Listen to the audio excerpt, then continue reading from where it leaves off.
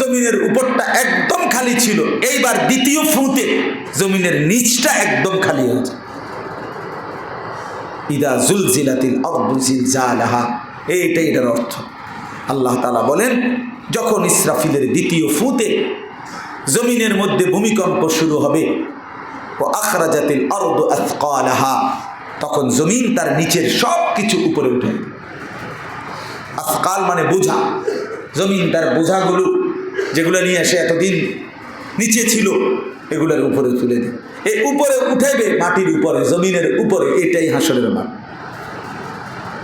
এটাই হাসরের মাঠ।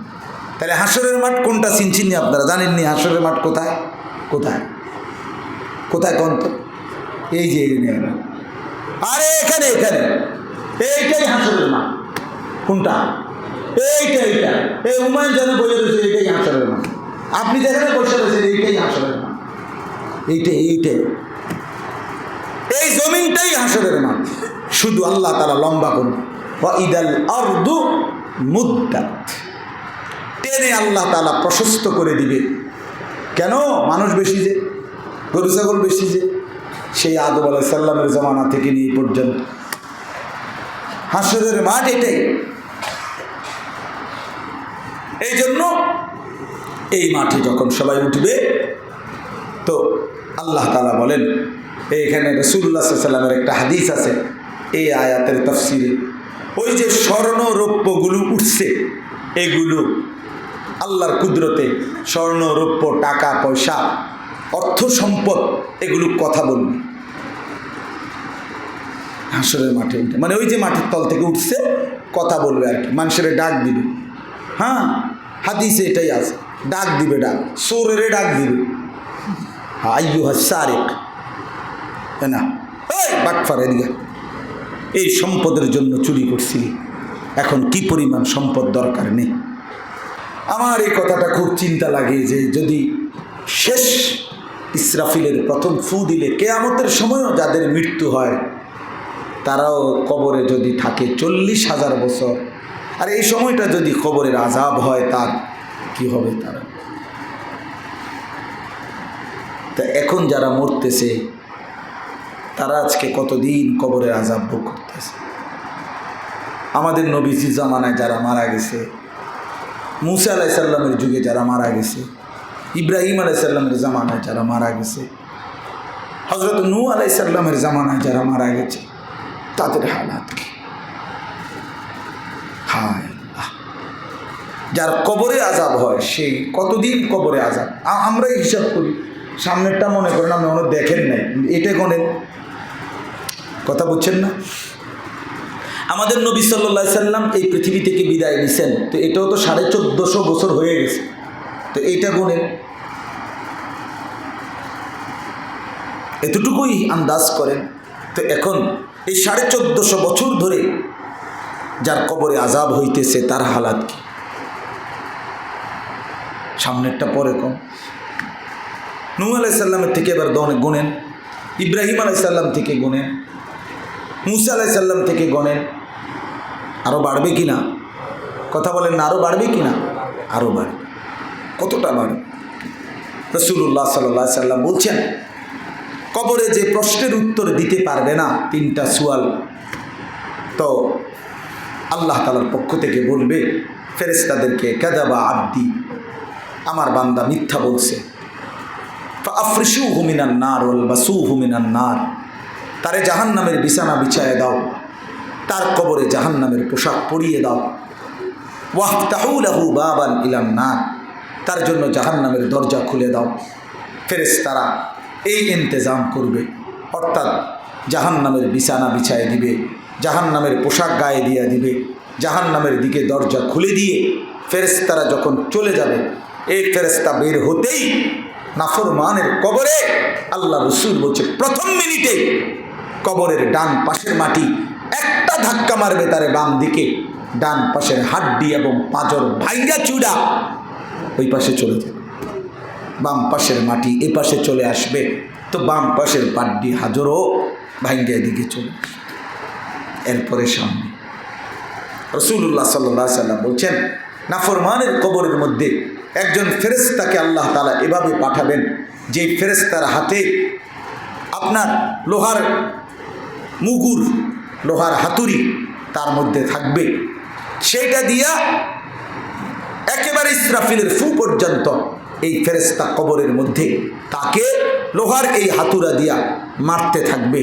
এবং আল্লাহ নবী সাল্লাল্লাহু আলাইহি সাল্লাম বলছেন, ওই ফেরেশতাটা হলো আ'মা ওয়া আসাম্মু। ওই ফেরেশতাটা 1 নম্বরে অন্ধ, 2 নম্বরে বধির। সে কানেও শোনে না, চোখেও দেখে না, শুধু আঘাতই করবে, নাফরমান চিৎকারই করবে, কিন্তু উনি তো দেখেও না, শুনেও। আল্লাহ মাফ করে দেন। তো ভাই আমার, বন্ধু আমার, ফিকির চাই, ফিকির চাই। আমিও বদলাই, আপনিও বদলান। আমার জিন্দিগিও কদর করা দরকার, আপনাদের জিন্দিগিও কদর করা দরকার। এরপরে আল্লাহ তাআলা এই যখন দ্বিতীয়বারের মতো ইসরাফিলকে ফুঁ দিবে, বলবে, তো দ্বিতীয়বার আবার ফুঁ দিলে আবার জমিন কাঁপবে, আবারও ভূমিকম্প শুরু হবে।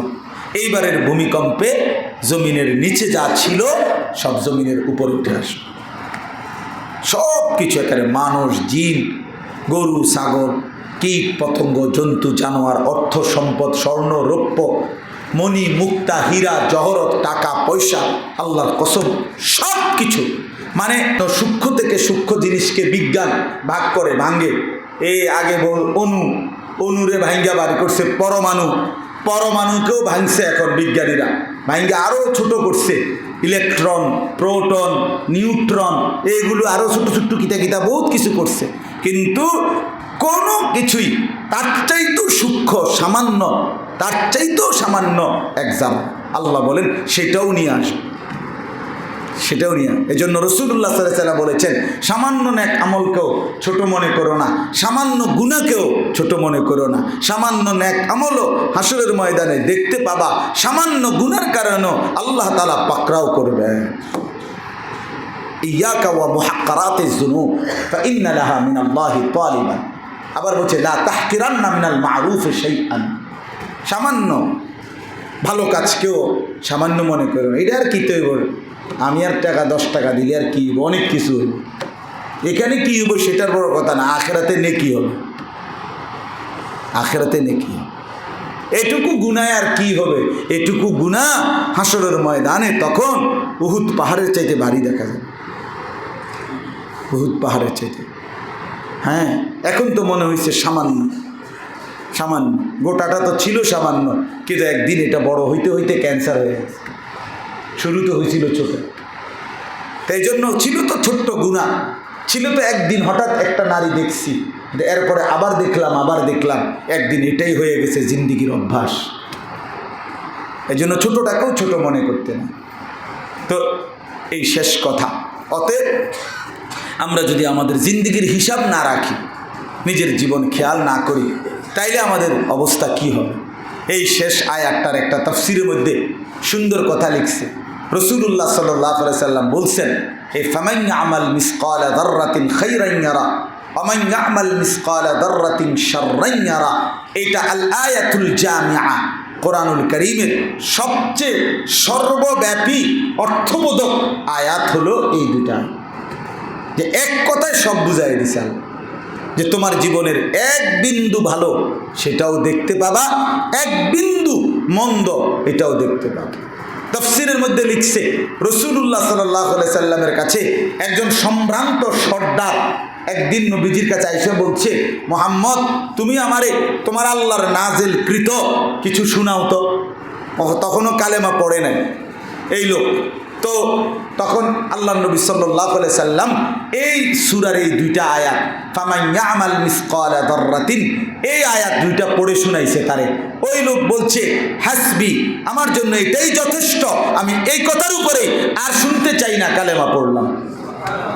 এই আয়াত শুন, এই আয়াত শুন। এর জন্য এই আয়াত অনেক অর্থপূর্ণ, যে আমার জীবনের কিছুই বাদ পড়বে না, আমাদের জীবনের কিছুই কি করবে না, বাদ, আল্লাহ থেকে আড়াল করার কোনো সুযোগ নাই।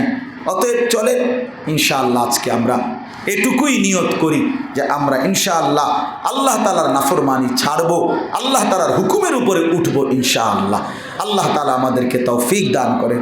নিজের কদর করেন, হায়াতের কদর করেন, নিজের কদর করেন। আবারও বলছি, বেখেয়াল হয়েন না, হিসাব করেন, হিসাব করেন, হিসাব করেন আপনার নেকির অবস্থা কি, গুনার অবস্থা কি। গুনাহ কমান, নেকি বাড়ান, জাহান্নামের রাস্তা ছাড়েন, জান্নাতের রাস্তা বাড়ান। আল্লাহ তাআলা আমাদের সবাইকে তৌফিক দান করেন। আজকের এই ইসলাহি মজলিস আল্লাহ তাআলা আমাদের জিন্দেগি পরিবর্তনের জন্য কবুল করে নেন। আমরা যেন আখিরাতের ফিকির করি, গুনাহ বর্জনের চেষ্টা করি, নেকি অর্জনের চেষ্টা করি। আল্লাহ তৌফিক দান করে মেহেরবানি করে। আপনারা তো ইসলাহি মজলিসে কিছু সহযোগিতা তো করেন সব সময়, তো আজকেও পকেটে হাত দেন।